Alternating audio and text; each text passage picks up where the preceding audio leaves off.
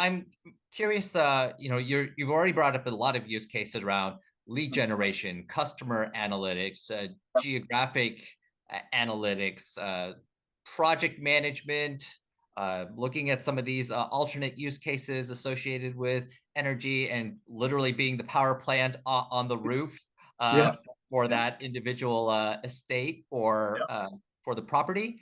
yeah, I'm curious. Zoho Analytics has come out with a number of new capabilities over the yeah. past few months. I know you've been lucky enough to be able to Mhm. try them out earlier than some of the other Zoho customers. I'm Yeah. curious how you've been finding that experience. I have a kind of a short hit list. I mean, they came out with over 60 features, so it's quite a long a sheet of impressive features to go and figure out how do we leverage these things. But just kind of my short list since we've been starting with it, the mobile application has been really useful for us. So I certainly enjoy not having to have my laptop with me to be able to start to interface with some of this. And it has been web-based before, so you could still go through like a Safari browser, but it is nice to have the mobile application where you get a little bit more of a computer feel on your mobile device. Mhm. Also, we have a couple new charts that we like. So I was mentioning earlier the geo map. Using that heat fashion, and what's nice is we have a refresh rate of about an hour right now with our analytics. So going and pulling in the new data from our CRM or from our projects. So without our team having to manually do anything, these maps are sort of populating with the most recent leads in their latitude and longitude or the most recent installations. And we're able to kind of see these heat spots. So those heat spots then tell us where there's more activity where our marketing can then turn to and do things like a direct mail piece or a targeted display ad on their search browsers. Mhm. And that way we're able to start to realize, kind of like little lights turning on where we need to be effectively spending our money. And that helps us, continue to drive the profitability. So we're not just spending money haphazardly, right? So those little extra insights and that more real time lead tracking and installations gives us some better controls that we can use. So that chart is also really nice. The Zia suggestions, we've been using that. It's just got a little bit, I guess, smarter, a little Mhm. bit more intelligent. And we can start to use it with our reports, and we can start to look at it when it comes to the email schedules with like, hey, here's sort of like the summary of what we're looking at. And it gives us some really high level things. So we have different geographies, so we sometimes separate things by zones. And so we'll ask it or it'll tell us like these are the markets that are actually seeing the highest number of sales or the highest particular order of a certain type of battery product.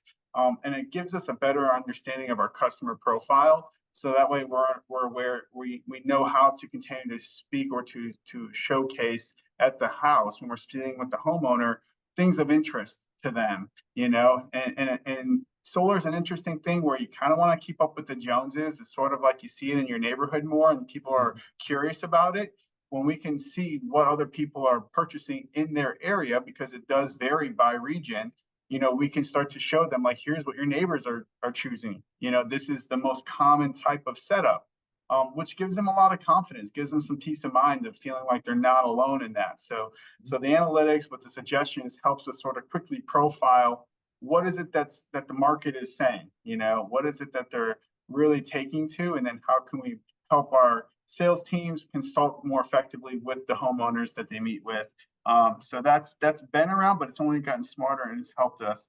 Um, the other one that is really nice is the data storytelling. So Mhm. I'll just briefly touch on that. This is a journey for homeowners. So where they start and the kind of like that I saw it on my neighbor's house on my way to work, down to like I'm actually getting 3 or 4 quotes, and I've talked with a lot of homeowners. I need to make a decision if this is right for me. When we comes to showcasing the Renew brand and how it is that what sets us apart, we can use these data and we do show them like we have very clear visibility into the project life cycle, and they can see the 62 steps that there are to go from the time they say yes at the contract to the time it's installed. We can touch every single one of those things, so that it gives them peace of mind and confidence that they're going to be kept in the know, and we're aware of things, and we can share these links with them. Because of analytics is you can make it a public link on these reports and dashboards. We can give the customer information at their fingertips the same way that we see it. So it's very transparent. It's nothing about hiding behind something or being unaware. We certainly are trying to bring that data to the homeowner to portray who we are, and also help explain to them the next steps, what's happening. Outside of just homeowners, the data storytelling allows us to speak with our partners. So there's a lot of manufacturers who want to have us install their product, and we can show them, why it is that they would want us to carry their product, and why it is that they should, perhaps give us first right of rescission, give us the first access to a certain type of panel or inverter or battery or racking or et cetera, because they know the quality of our workmanship, but also they know the level of care and attention to detail that we put behind things right up front. And so that gives them, again, peace of mind when it comes to working with a partner who's an installation firm like Renu. And when they have options out there of other installers, we want to make sure that they understand our story and what sets us apart. And it really is this backbone of data ingestion and data insights to help drive decisions and do things effectively. So like forecasting correctly goes a very long way in the eyes of a lot of manufacturers and distributors, so that they know they're manufacturing the correct product at the right volumes, and things don't just sit in inventory on shelves. No, that's not what they want. So those are the few that I would touch on. There's a couple other more, but yeah, definitely excited about seeing what else these new features have included with them as well. Great. And it sounds like you've gotten a lot of value, so especially from the mobile app, the data storytelling, Oh yeah. the SIA assistant, where Oh, that's been available kind of as a chat bot, but now seems to be providing a lot more actual analytic outputs to you. correct, correct. These, yeah, The other you know, one I these, would just throw in there is the data buckets. I mean, we'll come back to profile, like data bucketing is just, these systems are so custom that we do. I mean, it's very specific to the house and the energy needs of that house. And we want to be able to sort of group things together. And we can do that with bucketing now, where we can quickly segment the types of installations that we're doing and put them into a certain bucket. So for example, a system that's between 10 kilowatts and 15 kilowatts, how many homeowners do we have in that range? And of those systems, how many of them have a specific inverter type? And by bucketing them like that, we can then start to visualize in a specific region, okay, what's the most common themes? What is the most popular grouping that we see? Is it a 5 to 10 kilowatt size system? Is it a 10 to 15? And all that means is, like, now we may have the opportunity to go back to these homeowners and say, hey, perhaps you need an additional couple panels, right? So we get more long-term share wallet.